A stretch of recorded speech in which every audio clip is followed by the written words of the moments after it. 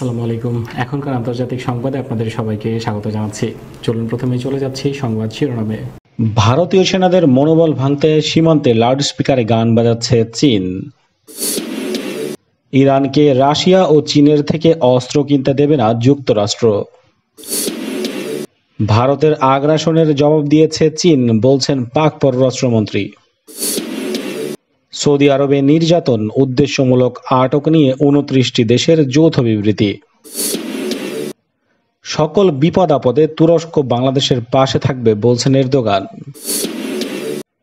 এবং সবশেষে জানিয়ে দেব, হামলা হলে আগ্রাসী বাহিনীকে কবরে পাঠানো হবে, হুমকি ইরানের। এই ছিল শিরোনাম, এবারে চলে যাচ্ছে বিস্তারিত সংবাদে।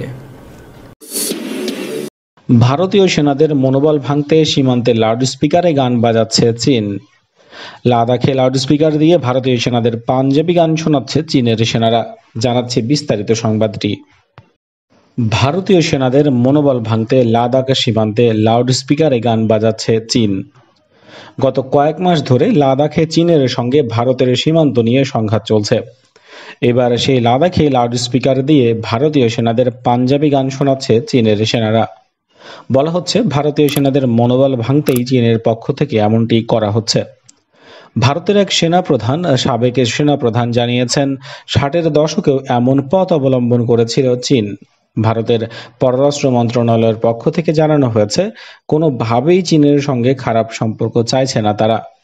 লাদাখের গালওয়ান উপত্যকায় গত ১৫ জুন চীন ও ভারতীয় সেনাদের মধ্যে রক্তক্ষয়ী সংঘর্ষ হয়। ওই ঘটনায় ভারতের ২০ জন সেনা নিহত হয়েছিল। এরপরেও লাদাখ সীমান্তে ভারতীয় সেনাদের সাথে চীনের সেনাদের একাধিকবার রক্তক্ষয়ী সংঘর্ষ হয়েছে। এতে হতাহতের ঘটনাও ঘটেছে। দুপক্ষের বারবার বৈঠকের ফলেও কোনো ধরনের কোনো সুরাহা মেলেনি। দুই পক্ষের পররাষ্ট্রমন্ত্রী পর্যায়ের বৈঠক হওয়ার পরেও কোনো ধরনের কোনো সুরাহা এখনো পর্যন্ত মেলেনি।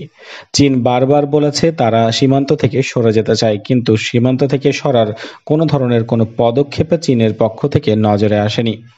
আর চীনের অতীতের সবকিছুর উপরে নির্ভর করে ভারতও ভরসা পাচ্ছে না সীমান্ত থেকে সৈন্য পিছিয়ে নেওয়ার জন্য।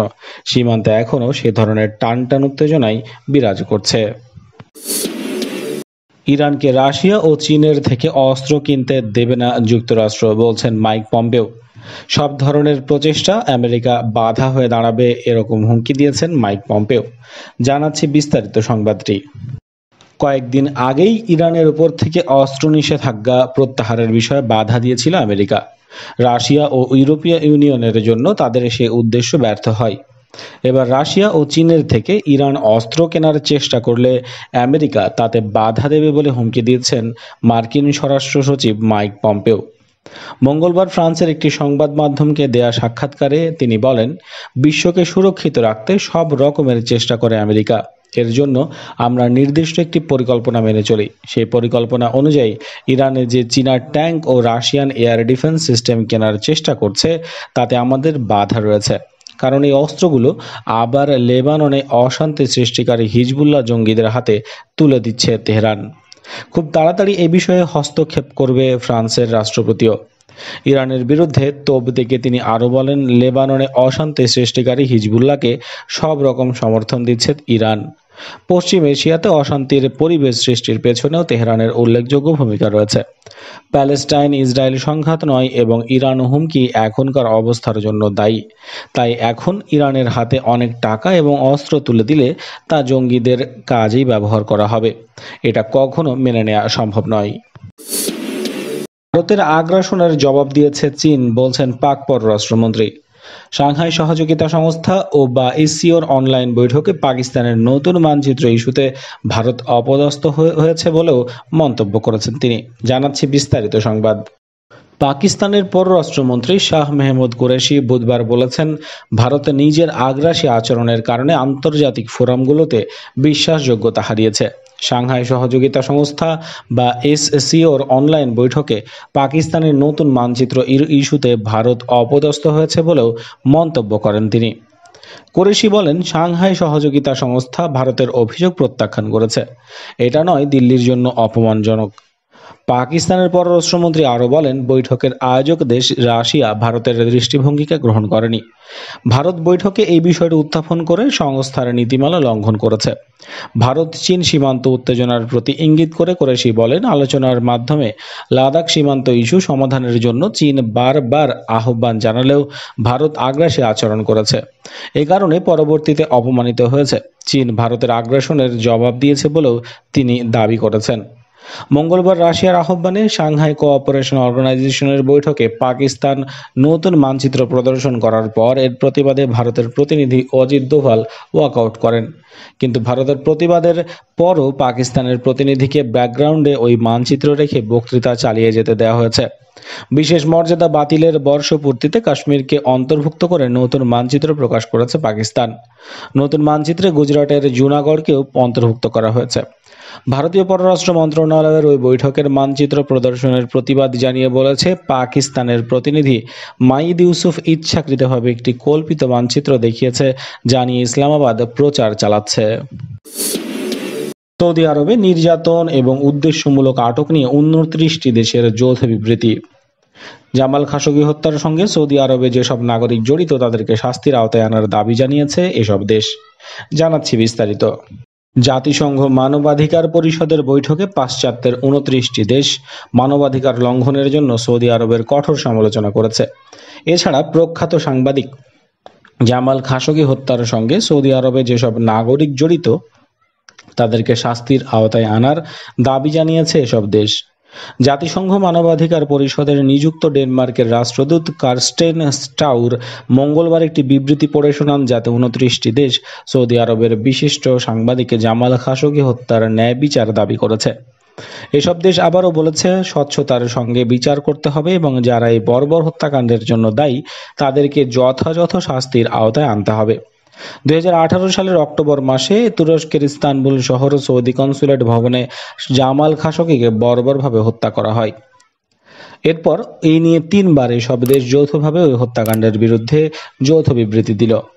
গতকালের বিবৃতিতে এসব দেশ সৌদি আরবের আরও নানা ধরনের মানবাধিকার লঙ্ঘনের জন্য সরকারের সমালোচনা করে। বিবৃতিতে তারা বলেছে, সৌদি আরবে নির্যাতন, উদ্দেশ্যমূলক আটক, গুম ও বিচারবিহীন আটক দেশের যেসব ঘটনা সৌদি আরবে ঘটছে তাতে আমরা গভীরভাবে উদ্বিগ্ন। সুইডিশ রাষ্ট্রদূত বলেন, সৌদি আরবে কিছু সংস্কার করা হলেও দেশটিতে সাংবাদিক ও মানবাধিকার কর্মী সহ দেশের অনেকে নির্যাতন ও গুমের শিকার হচ্ছে। অনেককে চিকিৎসা নিতে কিংবা তাদের পরিবার পরিজনের সঙ্গে দেখা করতে দেয়া হচ্ছে না। সকল বিপদে আপদে তুরস্ক বাংলাদেশের পাশে থাকবেন বলেছেন এরদোয়ান।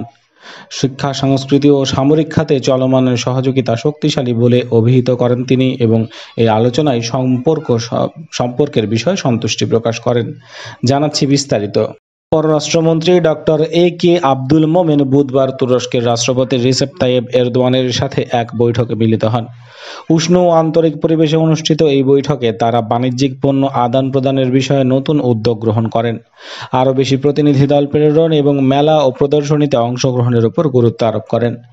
শিক্ষা, সংস্কৃতি ও সামরিক খাতে চলমান সহযোগিতা শক্তিশালী হবে বলে অভিহিত করেন তারা।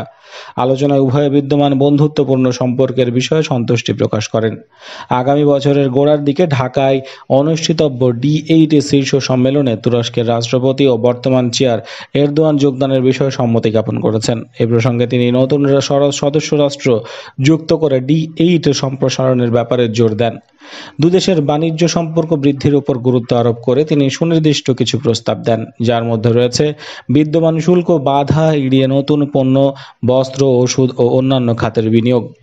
এছাড়া উভয় দেশে বাণিজ্য মেলায় অংশগ্রহণ নিশ্চিত করে প্রয়োজনীয় ব্যবস্থা গ্রহণের আশাবাদ ব্যক্ত করেন তিনি।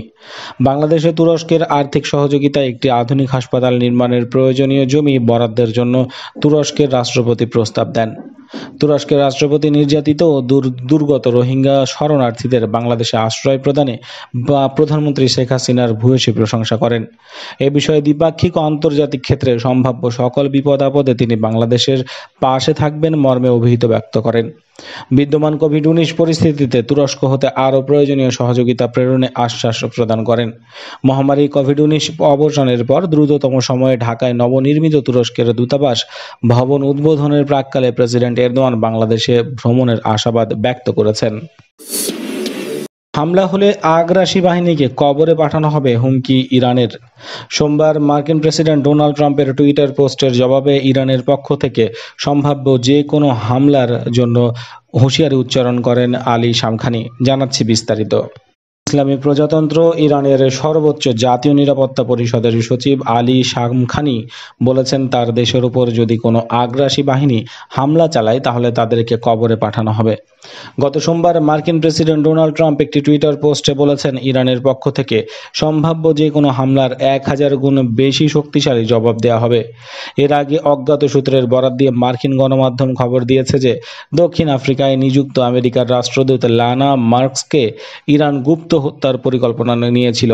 গত জানুয়ারি মাসে ইরানের কুদস ফোর্সের তৎকালীন কমান্ডার লেফটেন্যান্ট জেনারেল কাসেম সোলাইমানিকে ইরাকের বাগদাদ আন্তর্জাতিক বিমানবন্দরের কাছে ড্রোন থেকে ক্ষেপণাস্ত্র হামলা চালিয়ে হত্যা করার পর ইরান মার্কিন রাষ্ট্রদূতকে গুপ্ত হত্যার পরিকল্পনায় বলে মার্কিন গণমাধ্যম দাবি করেছে। এই খবরে প্রতিক্রিয়ায় ডোনাল্ড ট্রাম্প ইরানের বিরুদ্ধে হামলার হুমকি দেন। ট্রাম্পের বক্তব্যের জবাবে আলী শামখানি পাল্টা টুইটারে পোস্টে বলেছেন, কোনো ধরনের আগ্রাসন হলে তার দাঁত ভাঙা জবাব দেওয়া হবে। এ সময় তিনি 1980-র দশকে ইরানের বিরুদ্ধে ইরাকি বাহিনীর আগ্রাসনের কথা স্মরণ করিয়ে দেন। আলী শামখানি বলেন, যাদের হাত ইরানের জনগণের রক্তে রঞ্জিত তাদেরকে সাদ্দামের মতো কবরস্থানে পাঠানো হবে, তারা কঠোর প্রতিশোধের মুখে পড়বে। বন্ধুরা, এই ছিল এতক্ষণ পর্যন্ত সংবাদে। আশা করি আপনাদের ভালো লেগেছে। ভিডিওটি অবশ্যই লাইক করবেন, খবরটি আপনাদের বন্ধুদের সাথে শেয়ার করবেন। চ্যানেলে সাবস্ক্রাইব করে না থাকলে এক্ষুনি চ্যানেলে সাবস্ক্রাইব করে বেল আইকনে ক্লিক করুন নিয়মিত আপডেট পাওয়ার জন্য। কমেন্ট বক্সে আপনার মূল্যবান মতামত জানাতে ভুলবেন না। দেখা হচ্ছে পরবর্তী খবরে। ততক্ষণ পর্যন্ত ভালো থাকবেন। আল্লাহ হাফেজ।